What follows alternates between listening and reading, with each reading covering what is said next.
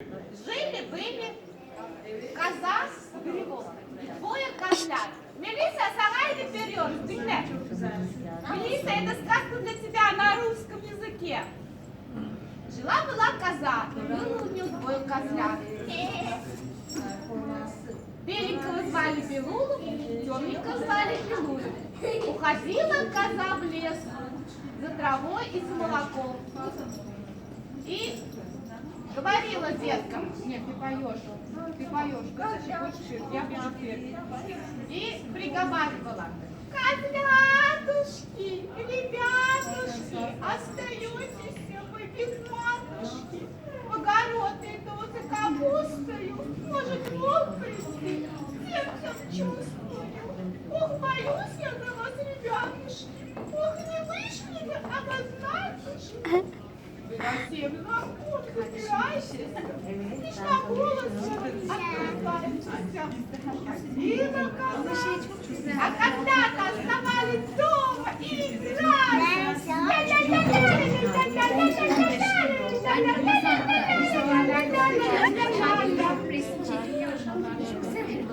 Однажды пришел волк и стал песенку.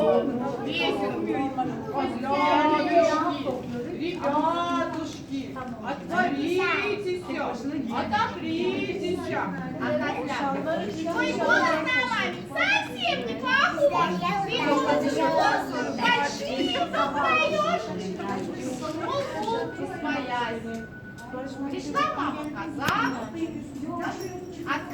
запела песню: козлятушки, ребятушки, отворитесь, отопритесь. Ваша мама пришла, молока принесла. Детки открыли дверь, коза зашла, и они пожаловались, что приходил серый волк. Поели, попили козлята, мама зашла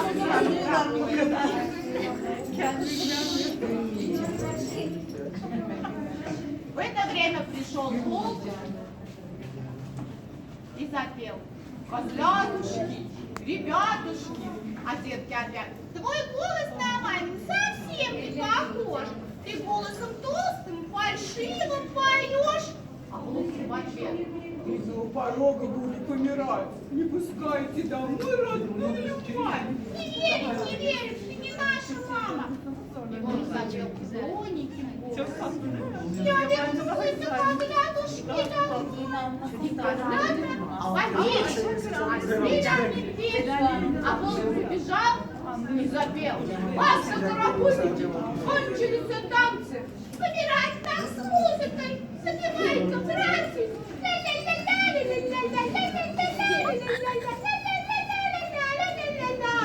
А волк повторяет: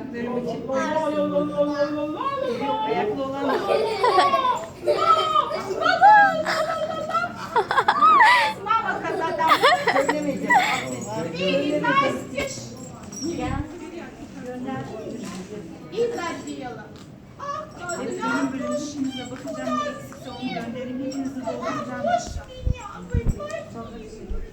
Не послушались родной матери, и на бдительность вы утратили. И слышит, как козлята и волк поют.